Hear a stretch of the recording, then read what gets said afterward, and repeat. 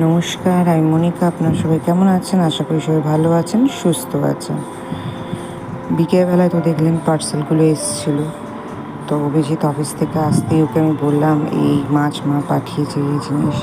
তো বললো আজকে পমফ্রেট মাছটাই করো, পমফ্রেট খাবো। আমি চলো ঠিক আছে, তাহলে আজকে পমফ্রেট মাছই রাত্রিরে করা যাক। কেন গরমটাও তো সেরকম পড়েছে না, মাছগুলো তাড়াতাড়ি তুলেও দিতে হবে। তো চলুন রেসিপিটা শুরু করা যাক। তো মাঝে কটা পমফ্রেট পাঠিয়েছে, আমি এখানে রেখে দিয়েছি 4 পিস।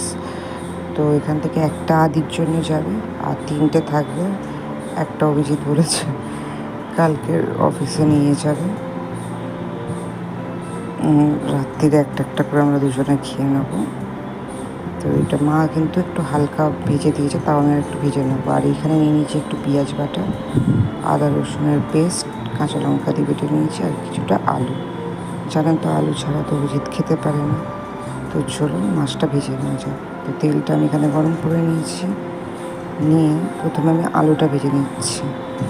মাছটা ভাবলাম পরে ভাজবো। তো আলুগুলোর ওপরে একটু আপনার নুন দিয়ে দিলাম অল্প করে,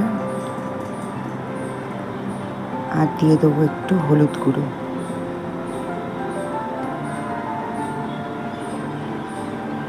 আজকে সন্ধ্যেবেলার দিকে আমি বেরোইনি মার্কেটে, তো ধনে পাতাও আনা হয়নি। ধনে পাতাটা থাকলে কি ভালো হতো ঝালটার উপরে দিলে। তো এখানে আমার দেখুন আলুটা প্রায় ভাজা ভাজা হয়ে এসছে। আর এখানের পাহাড়ি আলুগুলো ভীষণ ভালো, খুব তাড়াতাড়ি সেদ্ধ হয়ে যায়। আমি প্রথমে ভেবেছিলাম যে আমি যেখানে সরকারি থেকে নিয়ে আলু কিনে নিয়ে আসি সেখানে একটি ভালো, কিন্তু না, সানডে মার্কেট থেকে নিয়ে এলাম, দেখলাম এই আলুটাও খুব তাড়াতাড়ি হয়ে যায়। তো এইখানে আমি আপনার মাছগুলো ছেড়ে দিচ্ছি। এখানে আমি একটা জিনিস ভুল করেছি, সেটা হচ্ছে এখানে কড়াটা যেহেতু ছোট, ভাজার জন্য একটা একটা করে মাছ দিলেই ভালো হতো, কিন্তু না, আমি ম্যানেজ করে নিয়েছি। এরকম একটু কড়া কড়া করে ভেজে নিচ্ছি। আর অভিজিৎ কড়া মাছ ভাজা না হলে একদমই খাবে না। তো আমার এখানে মাছটা ভাজা হয়ে গেছে, আরও দুটো আছে, সেগুলোকেও আমি ভেজে নেব। দেখছেন তো কড়া কড়া করে ভেজেছি। এরকম কড়া করে না ভাজলে অভিজিৎ একদমই খাবে না। তো এইভাবে আমি আরও দুটো মাছ ভেজে নিচ্ছি। তো ব্যাস, আমার এখানে 4টে মাছই ভাজা হয়ে গেছে, আলুও ভাজা হয়ে গেছে, দেখতেই পাচ্ছেন। এইবারে গ্রেভি বানানোর পালা, একদম সিম্পল গ্রেভি, বেশি তামঝাম নেই। হ্যাঁ, তেলটা আমি গরম করে নিয়েছি, তার মধ্যে আমি একটু চিনি ফোড়ন দিয়ে দিলাম। চিনিটা দিলে একটু কালারটাও ভালো আসে। আর এই হচ্ছে আমার পেঁয়াজ বাটা, ওটা দিয়ে দিচ্ছি। আপনারা চাইলে একটুখানি গ্রেটও করে নিতে পারেন পেঁয়াজ। আমি যেহেতু শিলবাটায় মশলা বাটছিলাম, তো পেঁয়াজগুলোকেও একটু বেটে নিয়েছি হালকা করে। তো পেঁয়াজটা হালকা হালকা ভাজা হচ্ছে, এর মধ্যে আমি দিয়ে দেবো আদা রসুনের পেস্টটা,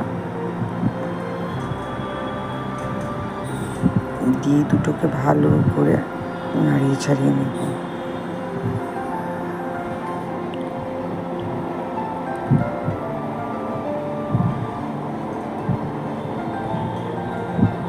পেঁয়াজের কাঁচা গন্ধ এবং আদা রসুনের গন্ধটা যাওয়ার জন্য আমি 2 মিনিট এরকমভাবে ছেড়ে দিচ্ছি। 2 মিনিট পরে আমি কুচনো টমেটোটা দিয়ে দিলাম। এখানে আমি একটা গোটা টমেটো নিয়েছি, আর পেঁয়াজও আমি এখানে আপনার একটা মিডিয়াম সাইজের পেঁয়াজ নিয়েছি। এবার দিয়ে দেবো একটু নুন উপর দিয়ে।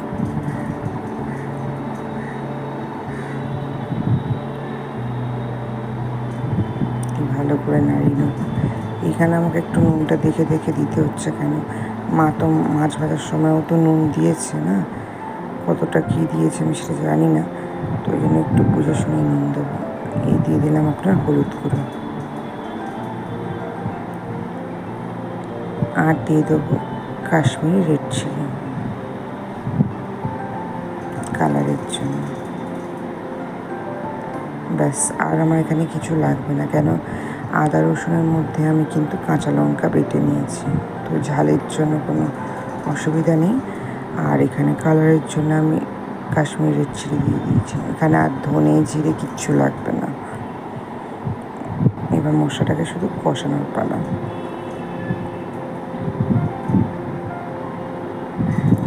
অল্প অল্প করে কষিয়ে নিচ্ছি ভালো করে।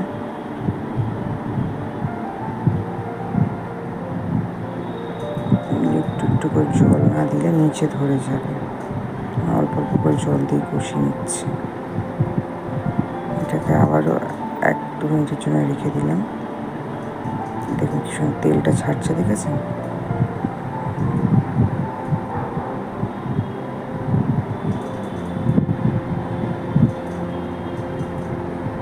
ভালো করে কষিয়ে নিচ্ছি।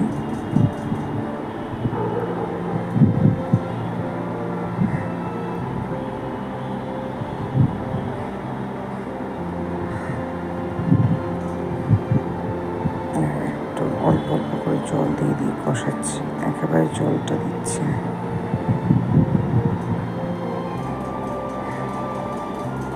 এখানে আপনি দেখতে হয়তো এলাচ, কিন্তু কালারটা বলতে গেলে খুব সুন্দর এসছে।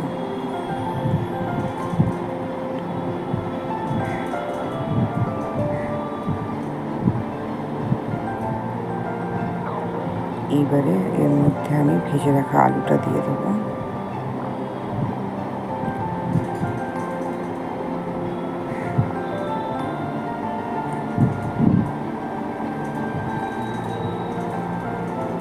মাছের যাই রেসিপি করি না কেন আমাকে আলু দিতেই হয়, শুধু সর্ষে ভাপাটাকে বাদ দিয়ে, মানে ইলিশ মাছের যে সর্ষে ভাপা ওইটা বাদ দিয়ে মোটামুটি সব কিছু মাছেই আমাকে আপনার আলু দিতেই হয়। তো এটা একটু হোক, আলুটা খুব তাড়াতাড়ি সেদ্ধ হয়ে যাবে। একটু টেস্ট করে দেখে নিলাম কী আছে, আর একটু জল দিয়ে দিচ্ছি, দিয়ে এটা কিছুক্ষণের জন্য হতে দিলাম। কিছুক্ষণ পর দেখুন ফুডটা কি সুন্দর এসছে। এবারে আমি একে একে মাছটা দিয়ে দেবো।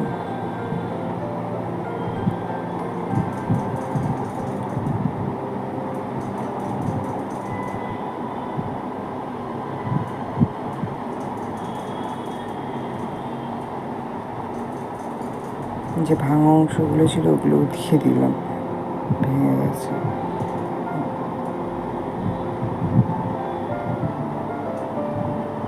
ব্যাস, এবারে এটাকে কিছুক্ষণের জন্য হতে দিচ্ছি। এই দেখুন ঝোলটা কতটা কমে এসছে দেখছেন, আলুগুলোও সেদ্ধ হয়ে গেছে। তো ব্যাস, আজকের আমার পমফ্রেট মাছের ঝাল রেডি। তো এই হচ্ছে আমাদের রাত্রিরে আজকের খাবার, গরম গরম ভাত আর পমফ্রেট মাছের ঝাল। ভিডিওটি ভালো লাগলে একটা লাইক করে দেবেন, আমার ফেসবুক পেজটাকে ফলো করে নেবেন, যারা ইউটিউব দিয়ে দেখছেন তারা আমার ইউটিউব চ্যানেলটাকে সাবস্ক্রাইব করে দেবেন।